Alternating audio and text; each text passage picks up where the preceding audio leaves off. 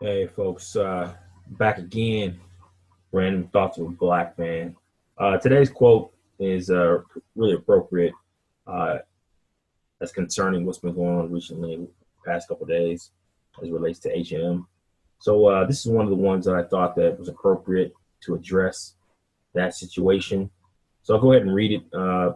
As another has well said, to handicap a student by teaching him that his black face is a curse and that his struggle to change his condition is hopeless is the worst sort of lynching. Think about that. And this is by our brother Carter G. Woodson. Comes out of his seminal book, The Miseducation of the Negro, that was published back in 1933. Talked about before, that was 85 years ago. Long time ago. But it's funny how nothing has changed from 85 years ago to today with this H&M ad they have out there. And then there's another ad out there that I just saw as well, the Adidas ad that has a young brother's face on it. I think he's a soccer player over in Europe. And then at the bottom of it, it says Predator, and the picture is very menacing. It's all dark. And see, these white folks, they always put these subliminal messages out there and not so subliminal as well. So that's one of the things we have to be aware of and to understand that they try to make us ashamed of who we are as black people and of our skin. And that's why I talked about yesterday, be very conscientious of this white God, right? This imaging of a white God, whether that be, Jesus or Prophet Muhammad. Obviously, there's no pictures of him out there, but you talk to these white Arabs, which they aren't really Arabs, as I talked about yesterday, they seem to think that he's obviously white, and so do our African brothers and sisters as well. But the key thing here, man, we have to understand is that these folks are going to continue to try to degrade us and make us feel less than who we are. And we must understand that we not to allow this to affect our mentality and to push on and continue to fight and really take our rightful place in history, which is as the leaders of the free world and of the world in general as African people. We're going to continue to struggle, but without struggle, there's no progress, as some famous person once said. And the key thing is we have to ensure that we don't have that hopelessness in us. I mean, I talked to a brother that I thought was cool a couple years ago. I was like, yeah, man, we could defeat this white supremacy, so forth and so on. And this brother is so-called educated. Brother Carter G. Woodson talks about that in his book as well. An attorney, so forth and so on. He's like, man, that's a man, we can never defeat the white man. What?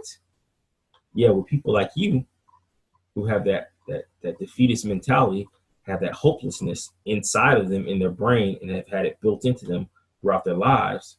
Yeah, I'll never go into battle with you. And since then, I don't even think I've even talked to that dude since that conversation, because I saw in him such a hopelessness and weakness inside of him that I can't really deal with that dude on a real conversation, help our people out.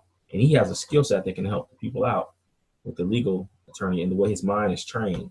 Because the other thing we got to understand about the legal profession as well is we always want to take everything to court.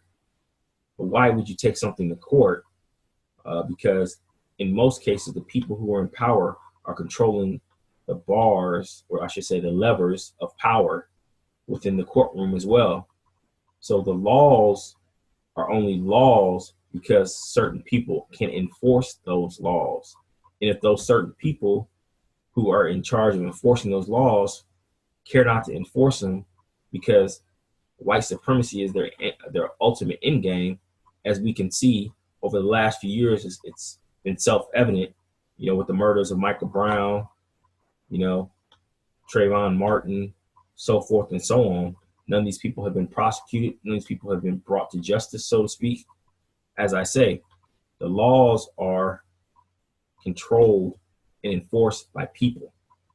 And those people in power are, in most cases, the enemies of the people that they are trying to subjugate. And really, that's what they're trying to do to us as black people.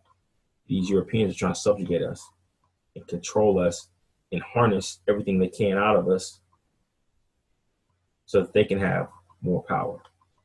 It's kind of like I think Dr. Amos Wilson. I'm gonna pull some of his quotes out over the coming weeks. He talked about it as well in one of his. I can't remember if it was in the book, a similar book, Blueprint for Black Power, or if it was one of his lectures. But he said the white man in relationship to the black man is like the vampire to his victim. Think about that.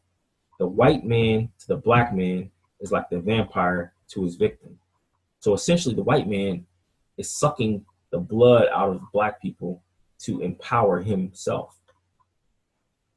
Think about that. That's powerful. And that's really what's going on today. I must agree with that. And Dr. Amos Wilson said that in 1995. So that was, 23 years ago. And as I say, things seem to be the same. But we have to understand and wake ourselves up. Everybody talks about running around not talking about I'm woke. How are you woke when we still run around doing the same things we've done for 50, 60 years, yet there has been no real true change? Get out here marching in these streets. What the hell are you marching for? Marching don't really change any things. Power changes things. And one of the ways we can wield our power is through economies of scale and economics. Holding back, withholding our money, that's how you wield power. And that was really the true key thing of the Montgomery bus boycott. You hear I said the word boycott. The black folks withheld their money for a long amount of time. I think it was like a year or so. They withheld their money, and that's what broke the back of the white man, because at the end of the day, all this stuff runs on money, economics.